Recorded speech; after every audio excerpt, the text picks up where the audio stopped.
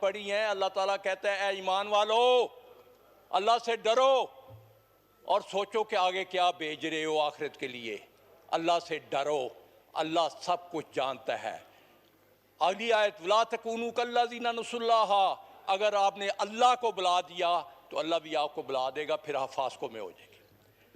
मैं आज यहाँ खड़ा हूँ अपने हलके का नुमाइंदा, और जो मैं 3-4 दिन अपने हलके में गया, जो वहाँ मैंने इसके असरात देखे, 22 अमवात पूरे पंजाब में। गवर्नमेंट का जो गलत डेटा है उसमें कहा है 32 हुई हैं, मेरे हल्के में 22, मैं आपको लिस्ट दे सकता हूं। और एक खानदान के 6 अफराद अपनी आंखों से 6 साल बच्ची की लाश मेरे सामने। काइंडली जरा यहां आते हैं, हाउस एंड ऑर्डर करें सर जी। तारिक साहब, मिनिस्टर फॉर पार्लियामेंट्री अफेयर्स तशरीफ रखें जी। हम कम से कम सीरियस बात सुना करें, लॉबी में जाके गप्पे लगाएं।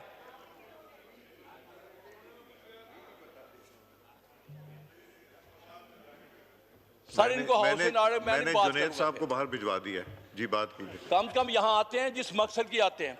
मैंने अपनी आंखों से एक अकलौता बेटा 21 साल का सैलाब की नजर होते देखा, उसकी लाश निकाली।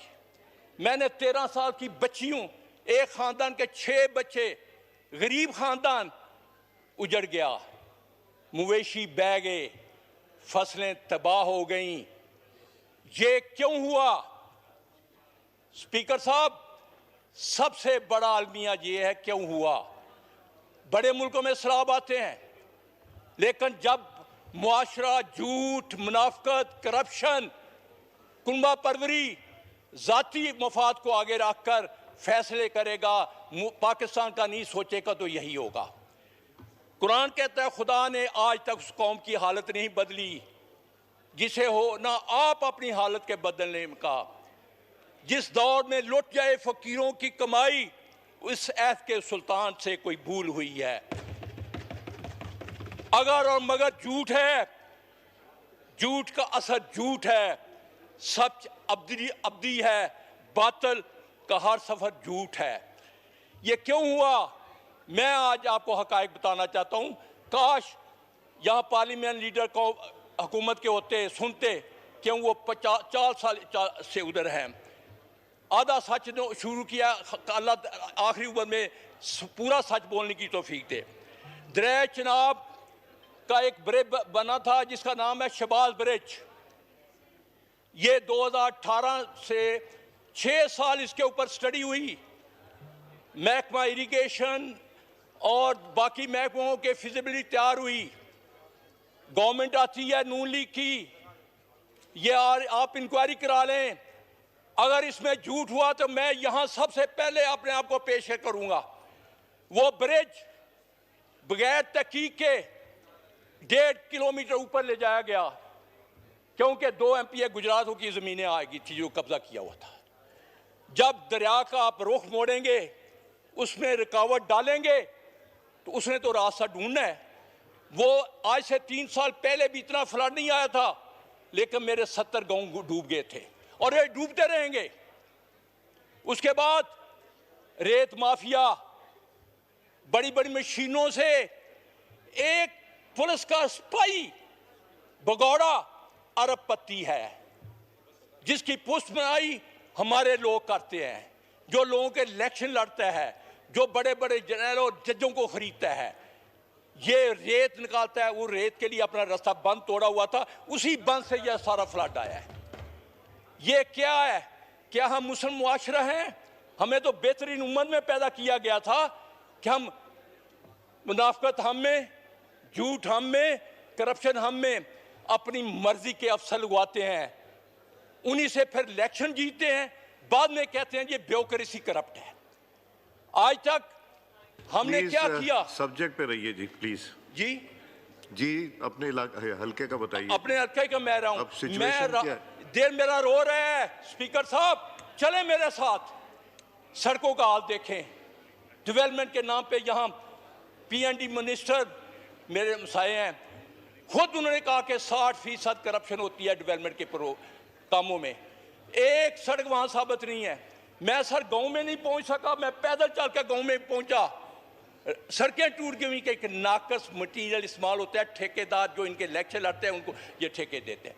खुदारा एक टीम बनाए नेशनल असेंबली की, मेरे साथ चलें, आप भी चलें। आप मैं बताऊंगा कि ये क्या कितने दफा ये सड़कें बनी हैं और कितनी दफा टूटी हैं। ये बंद क्यों नहीं? मैंने उस वक्त भाग दौड़ कर फंड लाए थे, यहाँ बंद बनना था, वो आज तक नहीं बना। ये कौन गरीबों का करेगा मुदावा? मुझे ये बताएं, किसान को हमने गंदम की कीमत नहीं दी, चावल की कीमत नहीं दी। वज़ीर आला साहबा कहती है कोई नहीं आटा सस्ता। अभी देखना आज 4000 गंदम हो गई है लाहौर में, 20-2200 खरीदी गई थी। तो खुदारा ये हमें हक़ाइक़ को मानना पड़ेगा, हमने अपने ये जो अदा है इनको ठीक करना पड़ेगा, हमें अल्लाह की तरफ लौटना पड़ेगा, कुरान पे अमल करना होगा। अगर हमने मुनाफिकत की, अपनी ज़ात को आगे रखना है, मुल्क की परवाह नहीं करनी, तो ये सलाब भी आते रहेंगे। अल्लाह ताला, आज मैं सूरह मोमिनून में पढ़ रहा था, अल्लाह का जो हुक्म की नाफरमानी करता है अल्लाह उसको